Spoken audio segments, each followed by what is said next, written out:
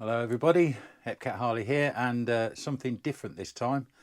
We're back in the shed today, but not for the purposes of the motorcycle. Today we're doing something completely different, and if you're watching this, chances are you've come over from the Doghouse, because this is a job for Craig Jones and one of his customers. So Craig's building the bike and I'm doing a little bit of sign writing, something I haven't done full time since the mid-90s, 1995 I gave that up and I went on to computer graphics, which is a lot easier, a lot cleaner, and you're not stood up a ladder 30 foot in the air either. So times are a bit better nowadays, but now and again I do dip my brush in. But this job I'm happy to take on, and I'm going to take you with me, and we'll see how we get on with it. And I've been given some spec how it's supposed to look. Right, so this is the one of the jobs I've got to do at the moment.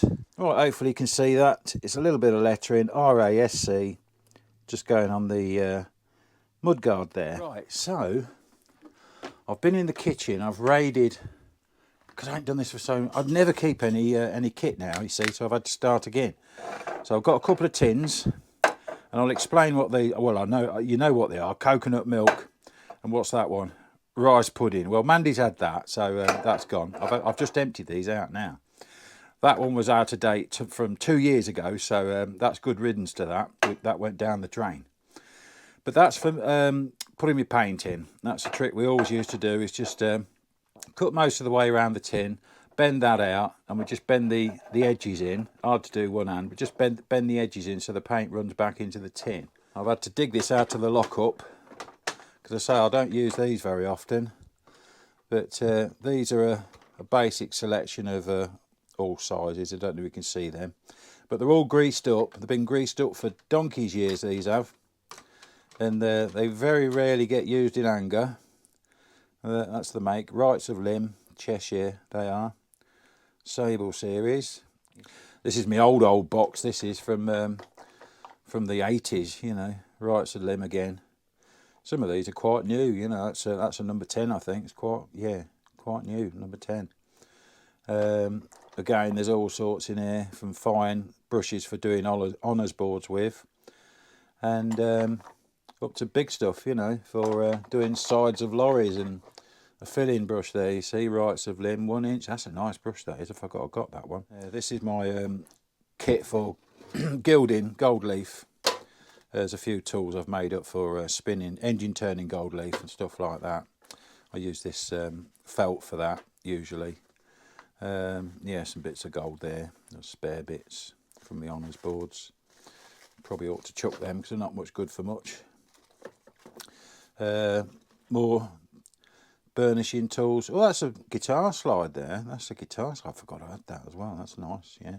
Made that one. Makes some nice engine turns. You see that a lot on old fire engines, especially the American ones, you know, where they have the engine turning letters in gold leaf. Some books of gold leaf. In fact, there's a big pack of it there.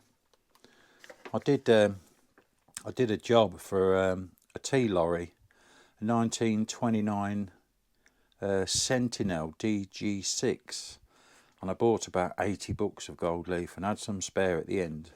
So I said to the guy, instead of him keeping them, because he paid for the gold, I said, look, I'll buy them back off you for what I paid for them, you know, so he was happy to do that. Here is it. Oh, this is my old kit box, look. Yeah, got my name on there somewhere. Yeah, I don't think you can see that. Well, that's a bit of script I did. So I turn it up. I tell you, all the hinges and everything are about had it on this. Yeah, so that's a bit of my script on there. When we used to make our own toolboxes just out of scrap wood. And the beauty of these is you can just you can sit on them, turn them all ways, you know, stand on them, do what you want. If you've got to reach something, that's it. And yeah, the hinges are real stiff on this. So anyway, I'm going to set things up, probably just set things out. I don't know whether I'm going to do any writing tonight. It's just really to gauge whether anyone's interested in watching this kind of thing. If not, I won't do it again. Right, so I've set this panel up so that it's not going to move very easily. I've sort of wedged it in. I've got it here, mounted on something underneath this cloth and here as well, and just trying to get this level. So I'm happy that that's what I'm looking at, is level 62mm and 62mm there. So that to me is level. It may not look it to you. Okay, so I put 2 lines of tape up. Just going to have a look at the photo, see where this lettering starts. You can see there the mount for the tie pump. So we're a fair way away from that. And the lettering seems to end somewhere near the curve. I'm guessing about there.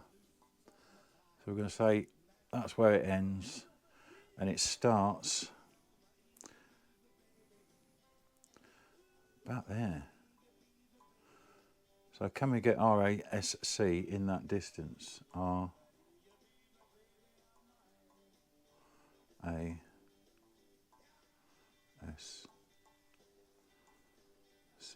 Yeah. So we're about right there.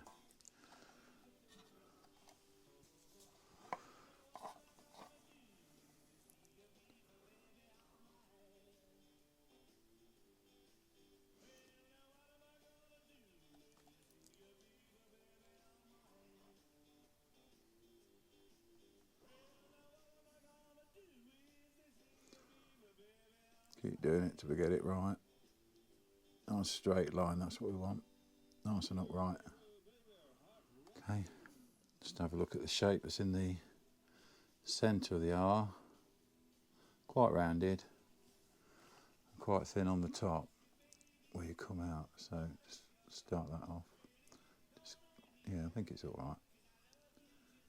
So just bring that out about there.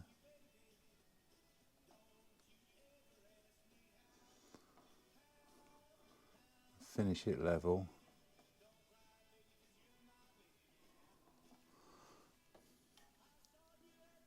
Yeah, that's all right. So now the next stroke needs to be at its widest point. Same thickness as the stem we've just done.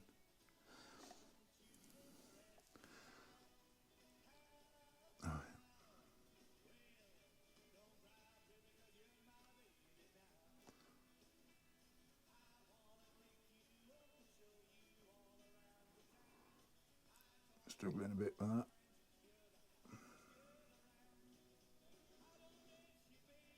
Okay, that's all right, that's looking all right, and we're just coming out and down at an angle.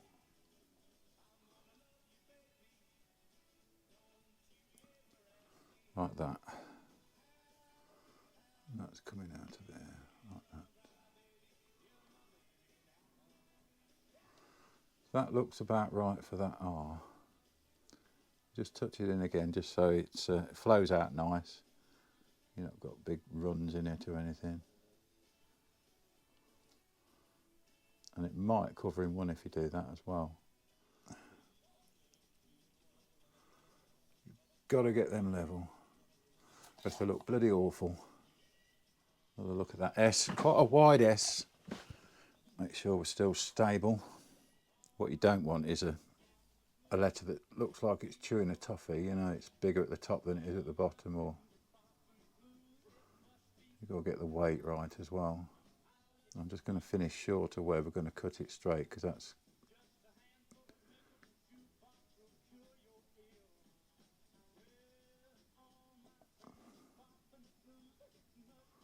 put that curve back in there.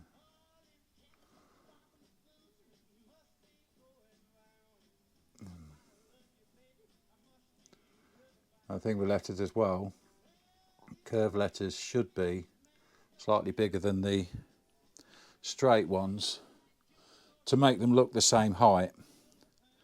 It's a technical thing, and signwriting's all to do with trompe l'oeil, deception of the eye, to make it look right. You'd sort of bend rules, if you know what I mean. Make sure I've not got too much paint on that.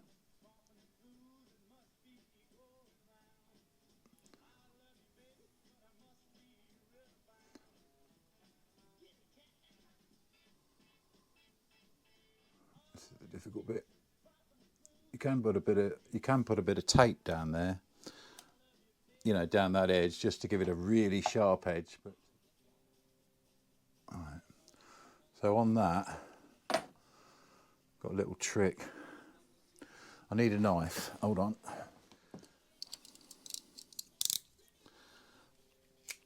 Just cut the end off your brush, opposite side as well.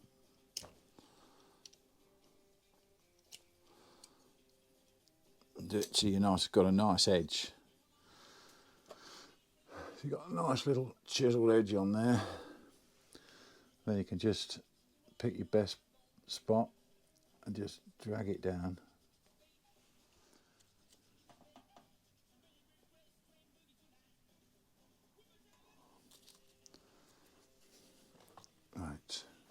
Right, so that's that. Now for the next letter, have a look. Yeah, it's quite a wide letter again.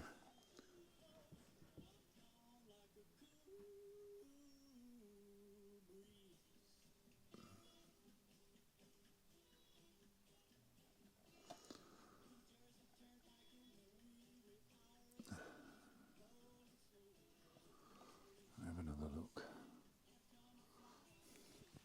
Yeah, this is where you can cheat a little bit.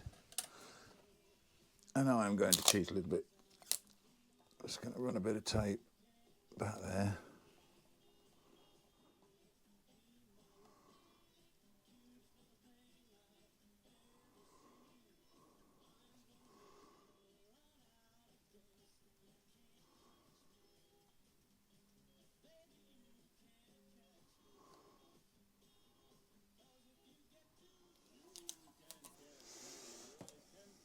Right, so that's the visual. Which I'll pull up and pull out a bit. And that's ours. I don't know if you can see both at the same time, but yeah. After cleaning your brush out, is to just grease it up. Tiny bit of grease. That's all you need. A little bit, and just work it over your brush like that. A lot of people use these special liquids, neat's foot oil and all that. Load of rubbish, just a little bit of grease. That's all we've done for donkey's years. And it stops the paint drying up inside the ferrule if you've got any in there. If you do this job full time, you'll know that it's important to keep these brushes, you know, tip top. And that brush will be absolutely perfect tomorrow. A couple of seconds swilled out into white spirit will get rid of that grease, guaranteed. And you'll be good to go. Always look after your brushes. Right, it's the next day. Should be dry. Just a dry rag just to wipe off the Chinograph marks. And second coat. Shouldn't take long. I've got a shorter brush today. I just found I was struggling a bit with that longer brush yesterday. They all come in different lengths, you know, and widths and sizes, obviously. But yeah, just get this another coat anyway. Make sure we're stable. Yeah.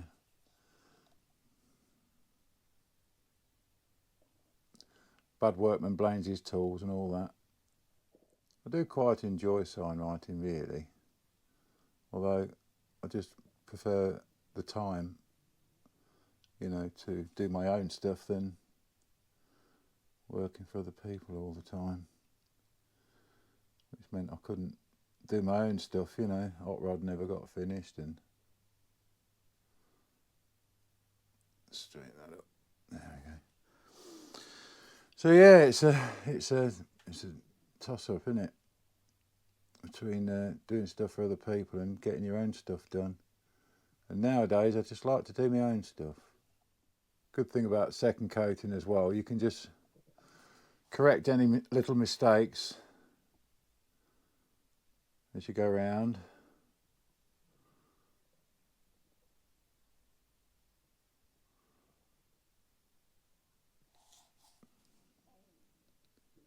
Can you see? I don't know whether you can see past my hand actually. I think Craig wants to know how to do this job.